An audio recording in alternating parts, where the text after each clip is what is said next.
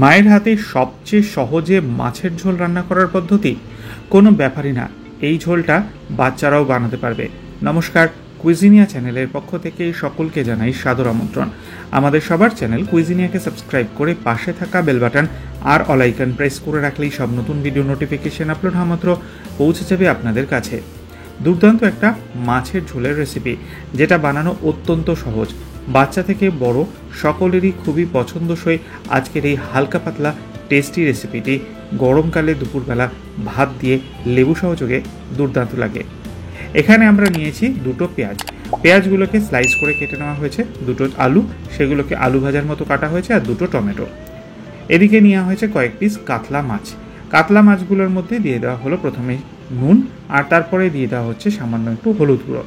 এই নুন এবং হলুদ দিয়ে মা এই কাতলা মাছগুলোকে প্রথমে একটু মেখে নিচ্ছে, আর তারপর এই কাতলা মাছগুলোকে নুন হলুদ মাখানো অবস্থায় মিনিট 10 মা সবসময় রেখে দেয়। 10 মিনিট পরে রান্নাটা শুরু করা হলো। ফ্রাইং প্যানে নেওয়া হয়েছে সর্ষের তেল, রান্নাটা সর্ষের তেলেই হবে। আর তারপর একে একে এখানে মা মাছগুলো বসিয়ে দিল। মাছগুলো এক পিঠ মোটামুটি মিনিট 3 থেকে 4 সময় নিয়ে ভাজা হয়েছে। এবার পিঠটাকে উল্টে দেওয়ার পালা। মাছের পিঠগুলো উল্টে দেওয়ার পর এখানে কিন্তু মা একে একে সমস্ত জিনিস দিয়ে দেবে। প্রথমেই মাঝখানটায় 1/4 টিস্পুন গোটা জিরে, গোটা জিরেটা দিয়ে দেওয়া হলো। আর তারপর মা প্রথমেই দিয়ে দিচ্ছে আলু টুকরো যেগুলো কাটা হয়েছে সেগুলো। এইটা করলে কিন্তু এতে কোনো অসুবিধা নেই, খুব তাড়াতাড়ি রান্নাটা হয়ে যায়, খুব সহজে ব্যাপারটা মিটে যায়। তারপর পেঁয়াজগুলো এরকমভাবে সাজিয়ে দেওয়া হলো, আর সবশেষে টমেটোগুলোকেও এরকমভাবে সাজিয়ে দিয়ে একটা ঢাকনা চাপা দিয়ে মা এটাকে একদম মিডিয়াম ফ্লেমে মিনিট 3 জন্য রেখে দিয়েছিল, 3 থেকে 4 মিনিট। এদিকে 1/2 টিস্পুন হলুদ গুঁড়ো, 1/4 টিস্পুন লাল লঙ্কার গুঁড়ো, 1/2 টিস্পুন কাশ্মীরি লাল লঙ্কার গুঁড়ো, 1/2 টিস্পুন ধনে গুঁড়ো আর 1 টিস্পুন জিরে গুঁড়ো একটা বাটির মধ্যে আধা ঘন্টা আগে জলের সাথে মিক্স করে রেখে দেওয়া হয়েছিল। এই পেস্টটা ঠিক এরকমভাবে আধা ঘন্টা আগে বানিয়ে রাখবেন, এতে কিন্তু একদম বাটা মশলার এফেক্ট হয়। আর তারপর এই আধা ঘন্টা হয়ে যাওয়ার পর এই মশলাটা মাছের মধ্যে ছড়িয়ে দেওয়া হলো।